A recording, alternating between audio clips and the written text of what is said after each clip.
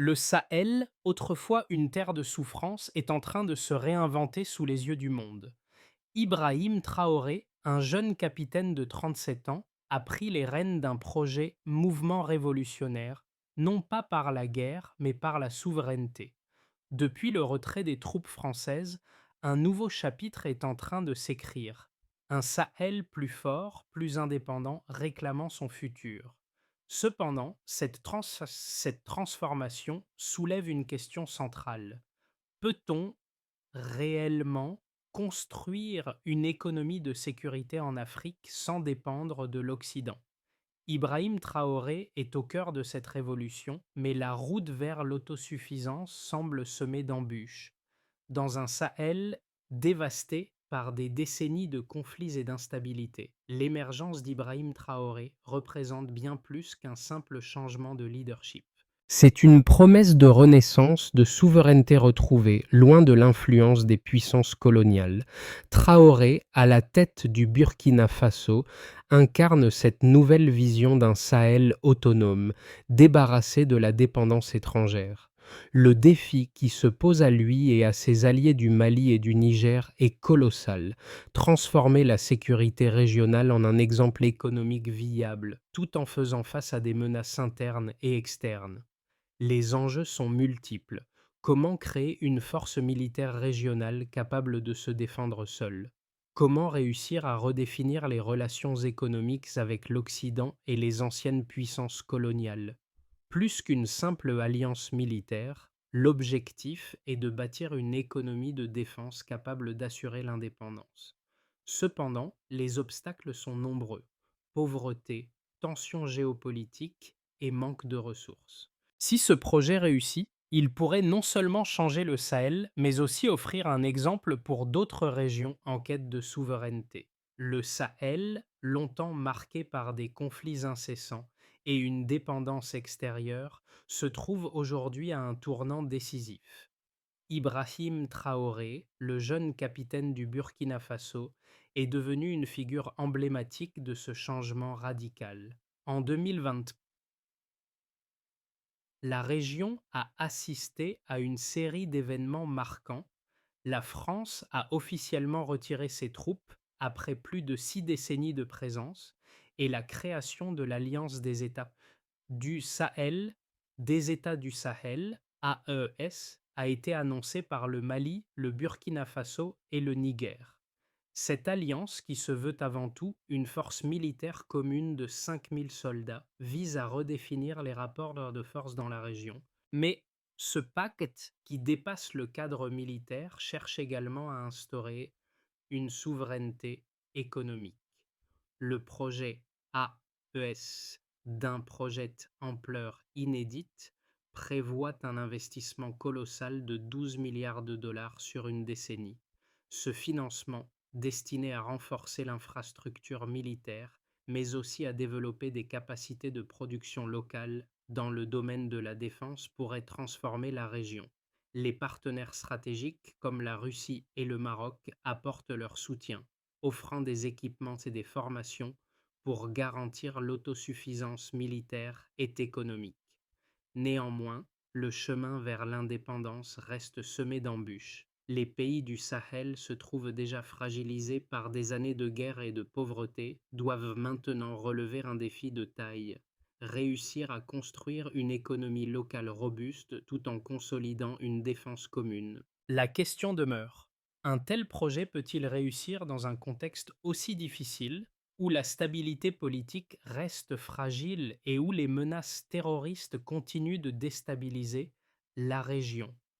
Le projet AES pourrait bien devenir le modèle de l'Afrique souveraine, mais la route est encore longue et incertaine. Ibrahim Traoré, âgé de seulement 37 ans, incarne un espoir de renouveau pour le Sahel. Ancien militaire, il a su capitaliser sur son expérience et son charisme pour fédérer une large partie de la population autour de son projet de souveraineté.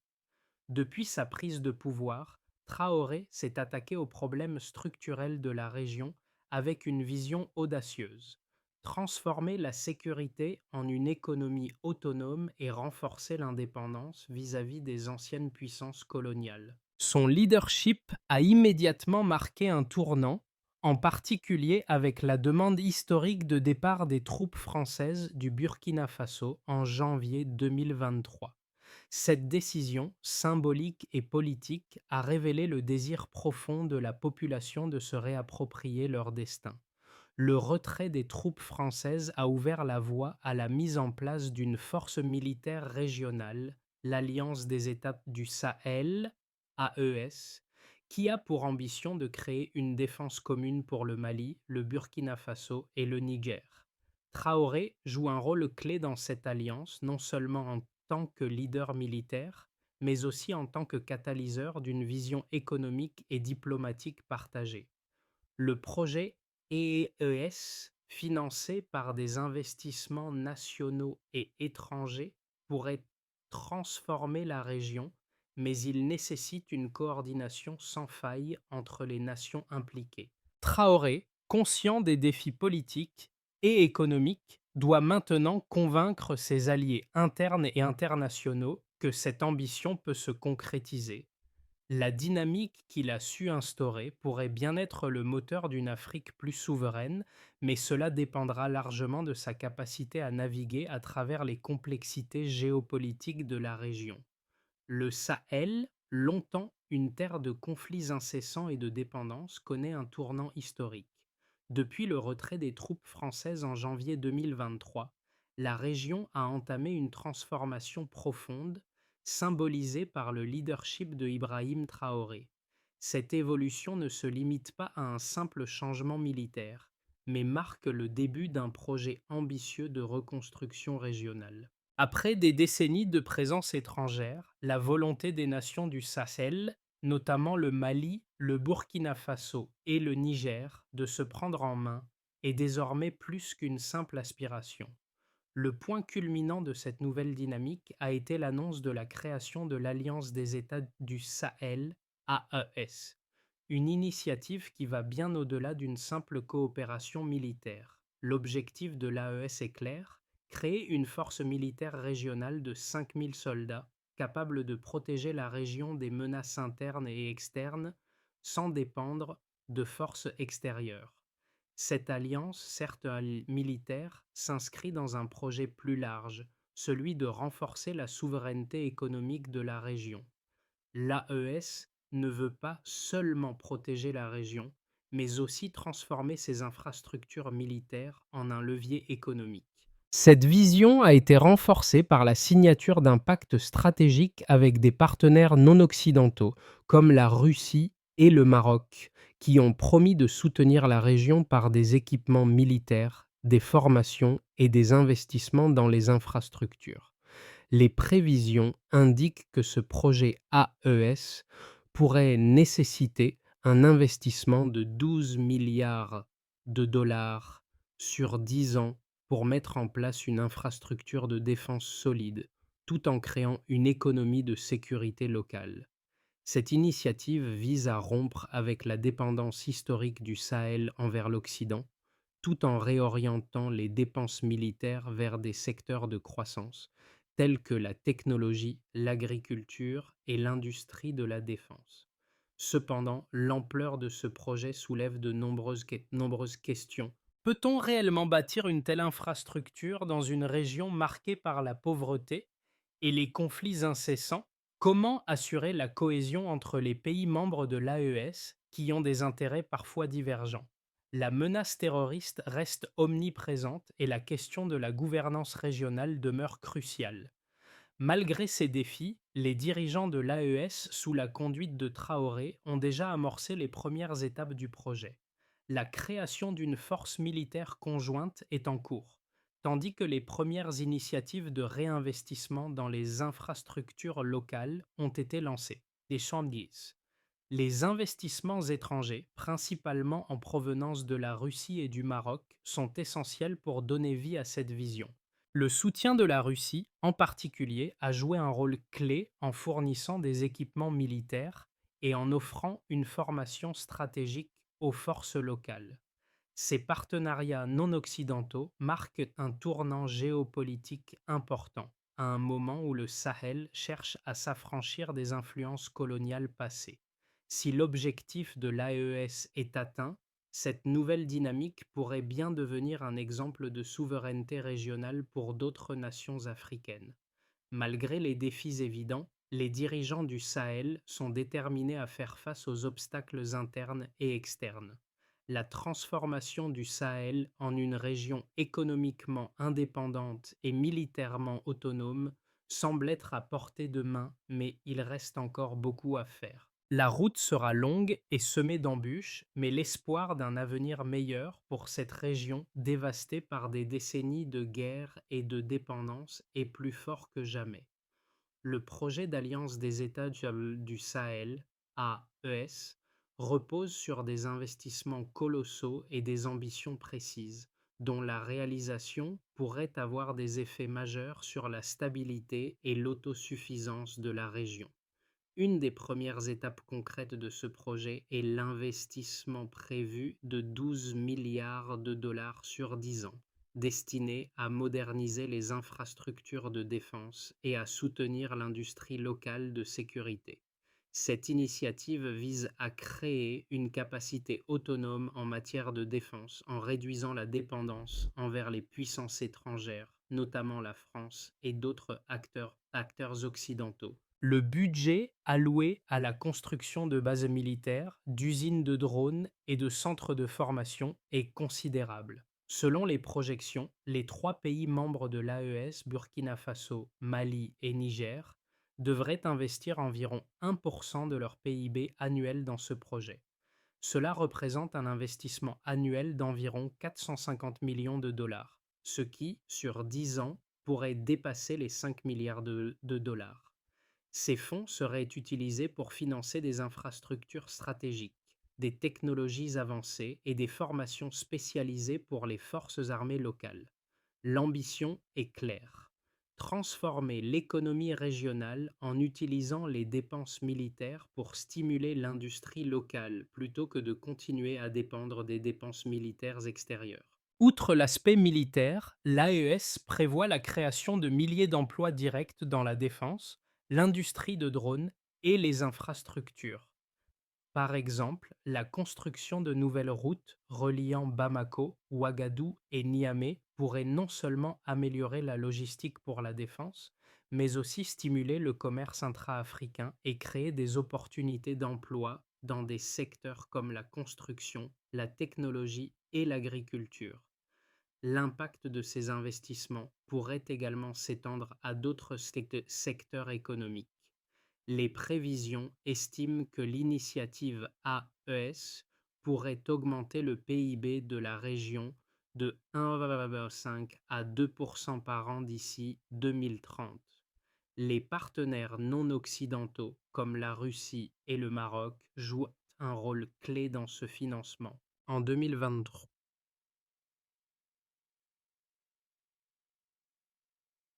la Russie a signé un accord avec les pays de l'AES pour fournir un soutien en matière de formation militaire et de soutien logistique.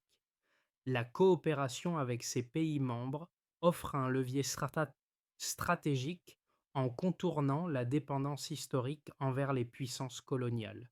Selon les analystes, l'aide de la Russie pourrait également apporter des technologies avancées, comme les satellites de communication et les systèmes de drones, qui seraient essentiels pour assurer la sécurité du Sahel. Le projet AES se distingue par sa volonté de réorienter les dépenses militaires vers la création d'une économie locale autonome. Si ces investissements aboutissent à la construction d'une infrastructure de défense solide, la région pourrait non seulement renforcer sa sécurité, mais aussi devenir un exemple d'autosuffisance économique. Toutefois, les défis restent nombreux. La gestion des fonds, la lutte contre la corruption et la stabilité politique dans chaque pays membre de l'AES seront des facteurs décisifs pour la réussite du projet. Les pays du Sahel devront également surmonter la menace terroriste persistante qui continue de déstabiliser la région. En dépit de ces obstacles, les prévisions économiques associées à l'AES sont prometteuses. Si les objectifs de l'initiative sont atteints, la région pourrait connaître une transformation significative, passant d'une zone de conflit à un exemple de souveraineté et de développement durable. Cependant, le succès de l'AES dépendra de la capacité de ses membres à maintenir la cohésion et à gérer efficacement les ressources. Le projet de l'Alliance des États du Sahel, AES, divise les experts et les observateurs internationaux. D'un côté, les partisans du projet soulignent son potentiel à transformer la région en proposant une alternative au modèle traditionnel de sécurité et de développement. Selon eux, cette initiative pourrait redéfinir la souveraineté régionale en offrant aux pays du Sahel la possibilité de contrôler leur propre sécurité, tout en développant une économie locale fondée sur la défense.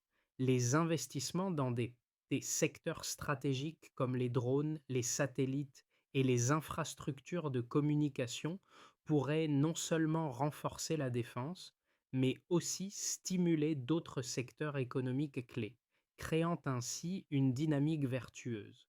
Par exemple, la construction de bases militaires et d'usines de drones pourrait avoir des retombées économiques importantes pour les régions avoisinantes, en générant des emplois et en améliorant les infrastructures de transport et de logistique. Cependant, les détracteurs de l'AES soulignent plusieurs obstacles majeurs qui pourraient compromettre la réussite de ce projet ambitieux.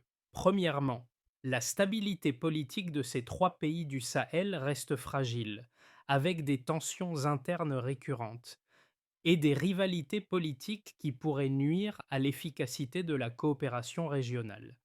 La gestion des fonds, un autre point de friction, est également une source de préoccupation. Le Sahel a souffert de plusieurs scandales de corruption dans le passé, et certains experts estiment qu'une mauvaise gestion des investissements pourrait non seulement entraver le succès du projet, mais aussi exacerber les problèmes existants de gouvernance. Les critiques pointent également la question de l'influence croissante des pays non occidentaux, comme la Russie et le Maroc. Bien que ces partenariats puissent fournir un soutien financier et logistique, certains estiment qu'ils risquent de créer une nouvelle forme de dépendance, cette fois envers des puissances extérieures non coloniales, mais dont les objectifs géopolitiques ne sont pas toujours alignés avec ceux des pays du Sahel. Ainsi, si ce projet AES peut, en théorie, apporter une nouvelle dynamique de souveraineté et de prospérité pour la région, il reste encore de nombreuses incertitudes. Les défis politiques internes, la gestion des ressources et les questions géopolitiques devront être surmontés pour que l'initiative ne se transforme pas en un échec retentissant. La réussite de l'AES dépendra en grande partie de la capacité des pays membres à coopérer de manière transparente et efficace, tout en équilibrant les pressions externes et les défis internes. Le projet de l'Alliance des États du Sahel AES atteint un point tournant dans son développement, alors que les premières initiatives prennent forme. En 2023, le retrait des troupes française et la création de la force militaire conjointe de 5000 soldats marquent un début concret de cette ambitieuse vision de souveraineté. Le financement et l'infrastructure nécessaires pour soutenir cette force régionale commencent à se mettre en place. Ce qui semblait au départ une idée radicale devient un projet tangible avec des investissements clairs et des partenariats stratégiques déjà en cours. Pourtant, bien que l'AES ait franchi des étapes importantes, il demeure une question clé: la capacité des pays membres à surmonter les défis internes et à maintenir une coopération effective. Les tensions politiques et la gestion des ressources risquent de freiner les avancées. De plus, la menace terroriste persistante demeure un défi majeur, menaçant la stabilité fragile de cette nouvelle alliance. Le chemin vers l'autosuffisance en matière de défense et d'économie est semé d'embûches, mais les progrès réalisés jusqu'à présent offrent un aperçu d'un avenir où la région pourrait redevenir un exemple d'indépendance et de développement durable. Les implications du projet de l'Alliance des États du Sahel, ES, sont considérables, non seulement pour la région, mais aussi pour l'ensemble du continent africain. Si ce projet réussit, il pourrait redéfinir les rapports de force en Afrique, transformant le Sahel en un exemple de souveraineté régionale et d'autosuffisance. Les quatre grands axes du projet, la sécurité, l'économie, l'industrie de la défense et l'indépendance géopolitique, s'entrelacent pour créer un cercle vertueux. D'un côté, l'Alliance cherche à garantir la stabilité militaire dans la région, un aspect crucial pour le développement de toute société. De l'autre, l'investissement dans l'industrie de défense et les infrastructures militaires pourrait offrir des retombées économiques majeures. Les pays du Sahel se trouvent qui ont longtemps souffert de conflits incessants et de dépendance à l'aide internationale sont désormais engagés dans une voie risquée mais potentiellement transformative. Par exemple, la création de milliers d'emplois dans la défense, la construction d'usines de drones, de bases militaires et de centres de formation pour les forces armées représentent un tournant dans la structuration de l'économie.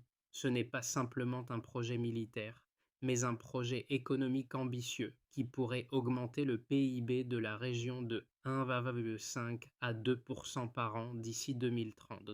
L'un des principaux objectifs est de rompre avec l'aide extérieure et de promouvoir des investissements locaux qui stimuleront l'emploi, l'innovation et le développement économique dans des secteurs clés comme l'agriculture, les technologies et l'énergie.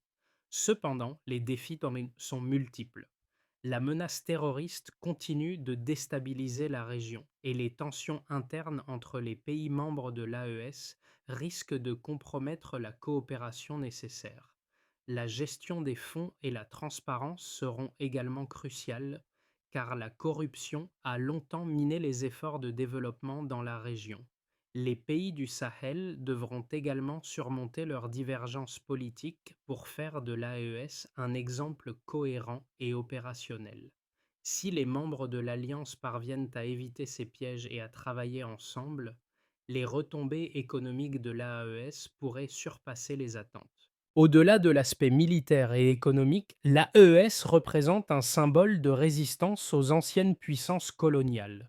Le retrait des troupes françaises et la recherche de partenariats avec des pays non occidentaux, comme la Russie et le Maroc, témoignent d'une volonté de redéfinir les relations internationales du Sahel. L'initiative offre ainsi une nouvelle perspective géopolitique, celle d'un Sahel qui s'affranchit des influences étrangères pour construire un avenir basé sur ses propres ressources. Mais cela soulève une question. Si ce modèle réussit, sera-t-il exportable à d'autres régions du continent, voire dans le reste du monde? Les défis sont nombreux, mais les premiers succès pourrait ne bien être un point de départ pour une transformation régionale radicale. Si la vision d'Ibrahim Traoré et de ses alliés se concrétise, l'AES pourrait devenir un exemple de gouvernance et de développement pour d'autres régions du monde en quête de souveraineté et de croissance autonome. Alors que l'Alliance des États du Sahel, AES, commence à se mettre en place, plusieurs scénarios possibles émergent pour les 6 à 12 mois à venir. Le succès ou l'échec de ce projet dépendra en grande partie de la capacité des pays membres à surmonter les défis internes et à maintenir une coopération solide. Voici 3 scénarios qui pourraient se dessiner dans les mois à venir. Scénario de base. Dans ce scénario, l'AES parvient à poser les premières pierres de son projet, mais de manière graduelle et incertaine. Les pays membres réussissent à mettre en place les bases de la force militaire conjointe et quelques investissements dans les infrastructures commencent à se concrétiser. Cependant, la coopération reste fragile avec des tensions internes et des obstacles logistiques qui ralentissent donc les progrès. Les menaces terroristes persistent, mais la force de défense régionale commence à jouer un rôle clé dans la sécurisation de la zone. L'influence extérieure de pays comme la Russie et le Maroc est visible, mais pas encore totalement intégrée dans les dynamiques locales. L'AES commence à démontrer qu'une défense régionale autonome est possible, mais l'autosuffisance économique est encore loin d'être atteinte. Ce scénario montre une progression modérée, mais les défis restent nombreux. Scénario optimiste. Dans un scénario plus favorable, l'AES dépasse les attentes initiales et devient un exemple de souveraineté pour la région. La coopération entre le Burkina Faso, le Mali et le Niger s'intensifie, avec des progrès significatifs dans la mise en place de la force militaire régionale et des projets économiques. L'Alliance réussit à créer une dynamique de développement en réorientant les dépenses militaires vers des investissements dans l'industrie locale et les infrastructures. Des milliers d'emplois sont créés et le PIB de la région connaît une croissance de 1,5 à 2% par an.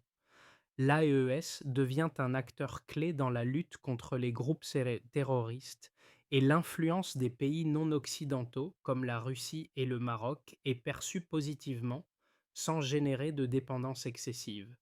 Ce scénario représente l'idéal d'une région stable, souveraine et économiquement autonome. Scénario pessimiste. Dans ce scénario, les ambitions de l'AES se heurtent à de lourds obstacles internes. Les tensions politiques entre les membres de l'Alliance deviennent ingérables, entravant la mise en œuvre des projets communs. Les rivalités historiques entre le Mali, le Burkina Faso et le Niger nuisent à la coopération et les menaces terroristes prennent de l'ampleur. Les investissements dans les infrastructures sont retardés en raison de la mauvaise gestion des fonds et de la corruption, ce qui conduit à un manque de progrès tangible. L'Alliance se trouve alors dans une position précaire, avec des pays membres de plus en plus dépendants de l'aide extérieure. Ce scénario pourrait faire échouer ce projet AES, entraînant un retour à la dépendance vis-à-vis des puissances coloniales ou des acteurs extérieurs. Ces trois scénarios montrent la complexité du projet AES et les incertitudes qui l'entourent. Si la situation reste fluide, chaque choix stratégique dans les mois à venir sera crucial pour déterminer si l'AES réussira à transformer la région ou si elle échouera dans sa quête de souveraineté et d'autosuffisance. L'Alliance des États du Sahel, AES, n'est pas seulement une initiative militaire et économique pour ses membres. Elle représente également un changement profond qui pourrait influencer l'ensemble du continent africain.